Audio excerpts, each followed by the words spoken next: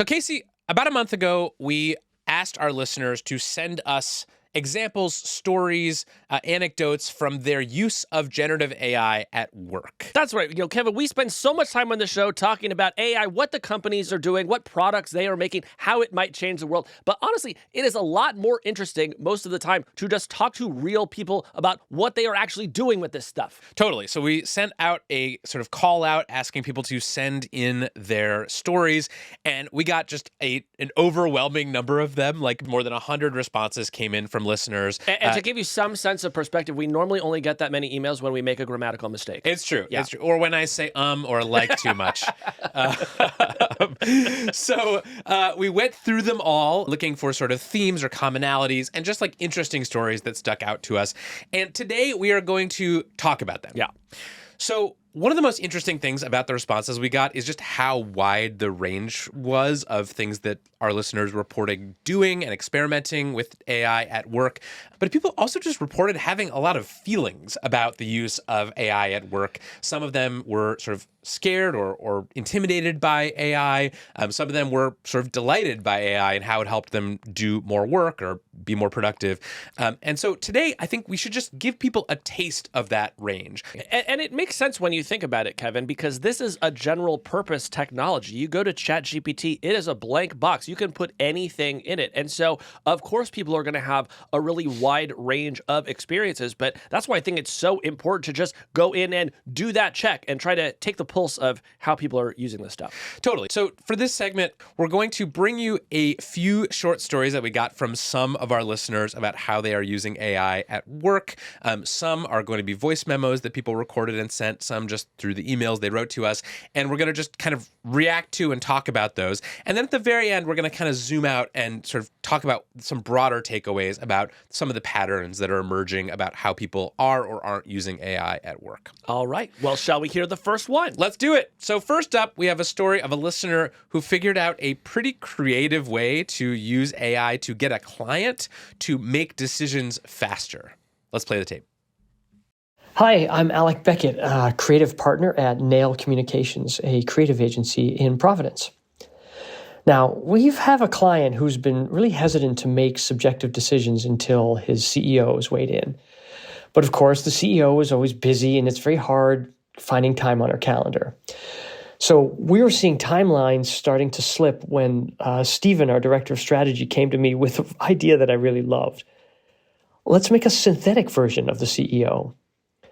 So we trained a custom GPT with the CEO's latest strategic plan and as many of her speeches and blog posts and podcast transcripts as we could find. Then before we presented the next round of work to our client, we uploaded that presentation to our synthetic CEO and asked for an opinion. The feedback was actually kind of amazing. It wasn't all positive, but frankly, it was exactly the kind of feedback we'd love to get more often from our clients. It's very cogent and strategic and clear. And it was really interesting to see how that sort of loosened up our client who felt like he was getting a version of his CEO's perspective.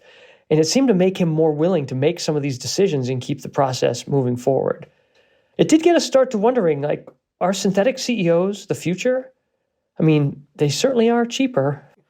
I love this. What did you think of this? Well, it raises the question, like, aren't most CEOs kind of a little synthetic to begin with? It's like, true. The question of what is a CEO doing at any hour of the day, I think, has always been very mysterious. So the idea that you could come in and partially replace them with a chatbot, I think, makes some intuitive sense to me. Look, this is a very, very creative idea. This is a very fun idea. But of course, it also has me wondering, whatever feedback that these folks are getting from the chatbot, how closely does it actually mirror what the CEO would have said?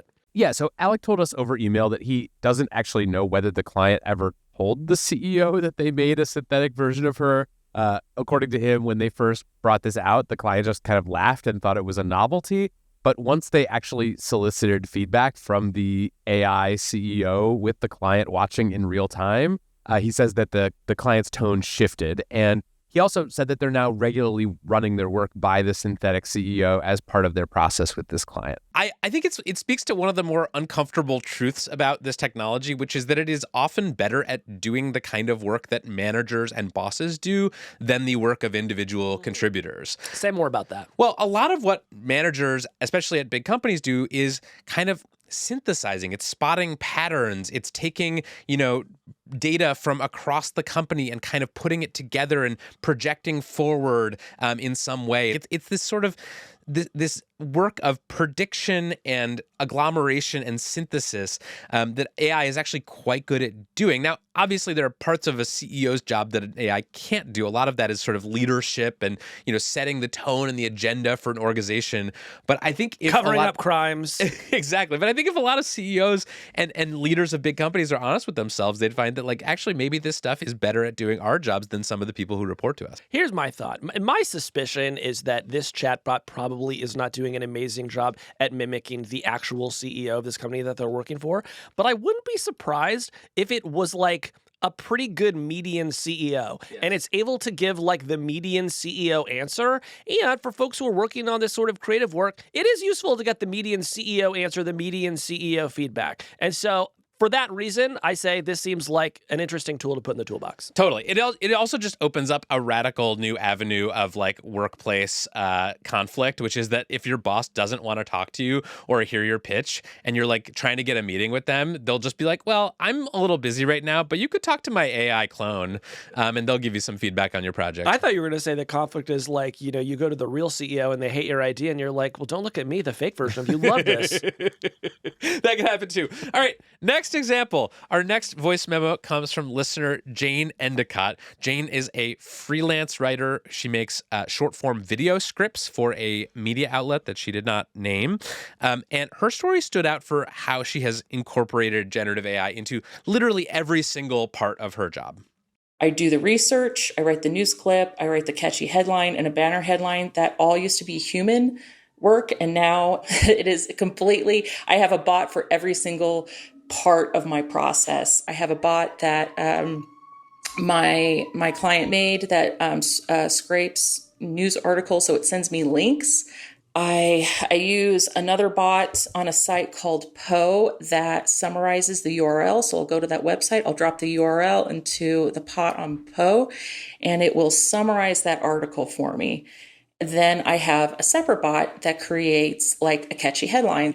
So to kind of give you some perspective, when I started doing this, I think they had me on, I want to say maybe 5 to 7 clips per day.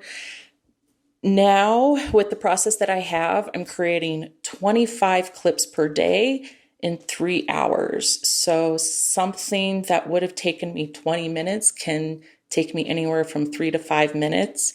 What I can do in an hour is mind-blowingly more than it was in September 2022.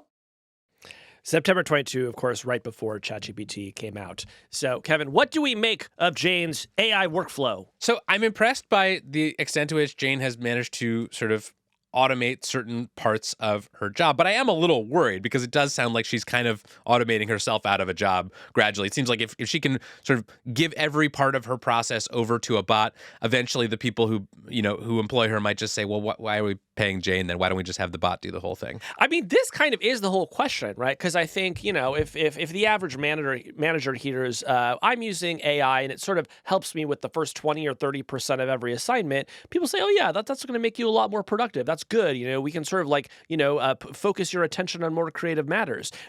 Once AI is doing 60 to 80% of the job, I do think that's where the manager is like, wait, what exactly are you doing over here? So, I think there's just going to be a maybe longer than we expect period of arbitrage, essentially, where a bunch of really savvy workers who know how to get the most out of AI are going to basically be living on easy street until their bosses catch up. But it's also possible that bosses are going to catch up faster than I'm thinking. I will say, as a creative worker myself, Kevin, I do bristle a bit at the idea of leaning this hard on these bots, right? If you're making video, my hope would be that you want to put a real personal stamp on that. You want to put some human ingenuity in that. You just don't want to sort of rely on the regurgitated writings of every human to come before you. But I don't know. How did you react to this one? So, I agree with that. I think there's sort of a commodity part of the media industry where you are basically just like producing, scripts or little short videos out of articles where you are essentially taking things from one format and putting them into another format. I think that is very low-hanging fruit for AI. All right, next up, an email from a listener named Rick Robinson. Should I read this one? Yeah. All right. Rick wrote in to tell us that he started using AI to help him navigate difficult situations with colleagues, and here's what he said. Quote, I work for one of the country's largest nonprofits in tech, okay, brag, with a recently expanded staff of folks across a range of ages. To get to know one another, we all took a DISC profile assessment. You ever done your DISC profile, Kevin? No. DISC, capital D-I-S-C. Rick writes, quote, it's like a Myers-Briggs or other personality assessments. Anyway, after getting together to understand each other's DISC reading, we promptly forgot about it, which I think is sort of the median outcome for taking any personality test. Okay, back to the quote. I thought that was a shame, so I built a GPT bot that was trained on a portion of everyone's results, leaving us with an AI that could answer questions on how to deal with difficult situations that arose with one another. Example, I need to tell Sally and Ned some bad news, but it actually impacts Ned a little worse, I think. What's my approach so as to minimize his anxiety and make Sally understand how this could actually be a good thing? Boom, a series of suggested approaches based on their profiles and on how they might react to one another. It's a skeleton key for lazy bosses. What did you make of this? Wow. Well, number one, I want to learn more about the DISC reading because I'll take any personality test. Yeah, you really like that kind of stuff. Well, I I'm trying to get a high think score. This is like astrology for people who went to business school. It absolutely is. And, if listeners want to send us their DISC readings, we'd love to take a look. But look, whatever the personality test was, I do think it is interesting, this idea of I'm going to use AI in a kind of benign way to help me understand my coworkers, to kind of store that somewhere. And if I'm in a difficult situation, lean on the AI to help me a little bit, give me some tools for how I might work through this. Now, I am going to say here, Kevin, I actually don't think that AI is the most important part of the story. What do you think the most important part is? The most important part is that this person, when confronted with a difficult situation, took a beat and stopped and thought about how to respond before he acted, right? You think about most of the workplace conflicts that arrive, people stew, and then they see each other in the office, and it all just kind of boils over, right? And people act from emotion. And the trick of it is to try to separate yourself from the conflict enough to say, okay, what kind of human am I dealing with? What do I know triggers them? Is there a way that I can approach this where I might get a little bit better result? I think that's probably like 85% of the reason why this succeeds. Now, at the same time, if you have 15 different coworkers and they all have very different personalities and you sort of have trouble, keeping track of this person's drama and where's this person at emotionally right now, keeping some sort of AI system, I don't know. Maybe it could assist, but what did you think? Yeah, I like this use case of sort of what you could call like sort of conflict simulation. Like you could, I use AI for this sometimes too, not in the same way that our listener Rick did, but basically like if I have to have a hard conversation with someone, or if I'm in I was trying to help a friend sort of negotiate for a raise a few weeks ago, and I was trying to. I didn't get it, by the way, but go on. You're your own boss. You can just give yourself a raise anytime you want. But I was basically, I was being asked for my advice, and I was a little unsure about how this specific situation would unfold. And so I did go to a chatbot and say, like, what advice should I give my friend? And it gave me some pretty good advice that I then relayed to my friend. So this kind of thing, I think AI can be very useful for.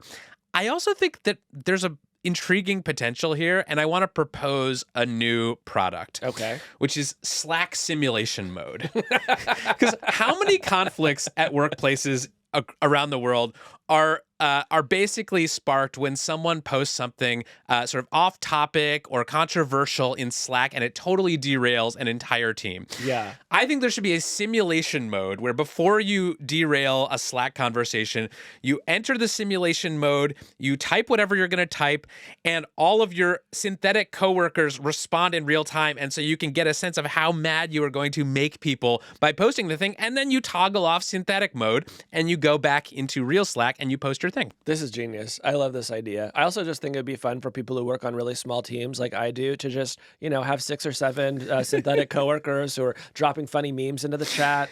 I'd really enjoy that. Alan, VP of Sales. What do you think about this idea?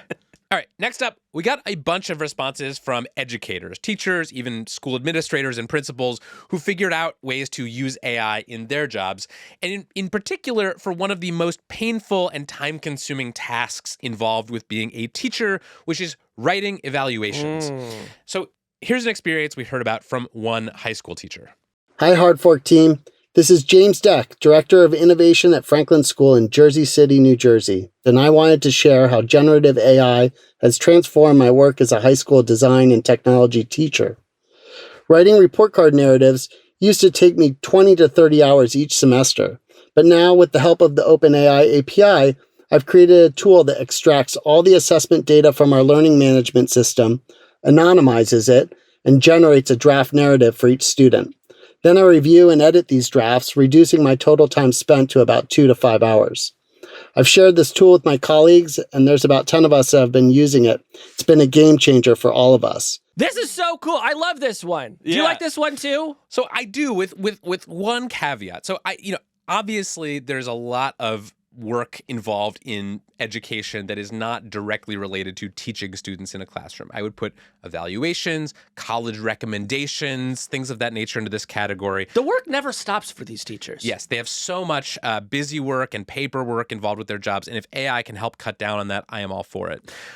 The caveat here is that I hope that James and other educators who are using AI to speed up the process of evaluating student work, of giving feedback to students on their report cards, I hope that they are still thinking as hard about those evaluations as they would have before. I hope that they are not just kind of taking the stock output of the AI language model and giving it to their students and saying, here is the assessment of how you did this semester, because those assessments can be very helpful for students in figuring out what to work on, what they need to improve, giving them positive reinforcement or feedback when they're doing a good job. I think that loses a lot of its appeal and usefulness to the students if it's all or mostly being produced by AI. What do you think? I mean, that makes sense. My hope is that these narratives follow a pretty standardized structure, right? Like ideally, you're really trying to coach these kids in a few areas, and the narrative reflects essentially how well they're doing in those cases. If this were the case where it's write a lyrical 20-page assessment of these individual humans, on whatever rubric you want, then yeah, you're right. Something would be lost. But let's just say, if this teacher he was spending up to 30 hours a semester on these, that is almost a full week of work that he was doing in addition to everything else that he had going on. That seems like a really tough requirement to put on these teachers. So if he's able to get that down to 2 or 5 hours and lean on the AI to do what work that it seems like can actually be automated decently well, that seems good to me. Yeah, if it's just sort of clerical paperwork happening here through the AI, I think that is totally fine, as long as there is actual substantive person-to-person feedback and assessment and guidance taking place in the classroom with these students. Yeah, now I will say a sort of similar story that did make me more concerned was, did you see this thing about Texas using computers to grade written answers on their standardized tests this year? No, what happened? Well, so they changed some of their standardized tests to involve more written answers, so less multiple choice, more kind of open-ended, and they are using some sort of AI system to do the initial scoring of these answers. They apparently will still send a quarter of responses to humans to be rescored as a kind of quality control, but the AI is going to be taking a first pass. And this is one where I say, I actually am nervous, because it just feels like in 2 or 3 years, we will find out that the system was biased against students who are minorities, basically. Oh, interesting. So your worry is that the AI just isn't up to the task of evaluating these student responses. Yeah, that it's going to have certain biases that are programmed into it, and that gets reflected in the grades, and there aren't that many humans to sort of review the answers, and it winds up having sort of inequitable outcomes. Yeah, I mean, I just kind of wonder what the status quo was there, because it's not as if standardized tests with sort of essay responses are being sort of, carefully and thoughtfully reviewed by a team of expert educators. They're basically, comparing them against model answers and figuring out, like, does it address this point and this point and this point? Does it have a thesis and supporting evidence and a conclusion? I think AI can take a first pass at that, but I would love to see humans kept in the loop on that kind of thing, especially if these are tests that might determine, where students are getting into college or whether they're tracked into sort of gifted programs or not, like things that have a real measurable impact on their lives. All right. Well, so far, we've heard some sort of fun and cool AI use cases, but we'd be remiss if we didn't include a few AI horror stories, Kevin. Yeah, let's see the blooper reel. Our next nightmare AI story comes from a listener named Colin, who has a regular work meeting where his writing is basically put to the test against ChatGPT, saying, like, is this better than what ChatGPT could have come up with? Come on. Colin wanted to remain anonymous, so we're just going to refer to him by his first name, and we'll read from his email. Here's what he said. Quote, I am a freelance marketing writer, and I probably have the worst interaction with ChatGPT that you'll read. While I do use ChatGPT as a writing assistant, not in actual writing, but drafting and ideation, my largest client insists on reviewing my work by giving the same job to ChatGPT and then comparing the two results. Every week, without fail, they copy and paste my assignment into ChatGPT in the meeting with me. They aren't any good at prompts, and I like to think my work is better, but with every new update, it inches closer. Here's what I want to say about this. This is a human rights violation. Whatever is happening in this workplace is specifically prohibited under the Geneva Convention, and this man needs to get a lawyer. I would scream if I were sitting in a meeting and people are looking at my copy and then it's like, all right, Colin, now let's see what the AI can do. And then it's competing against me. Shut it all down, Colin. Yeah. You need a new job. Yeah.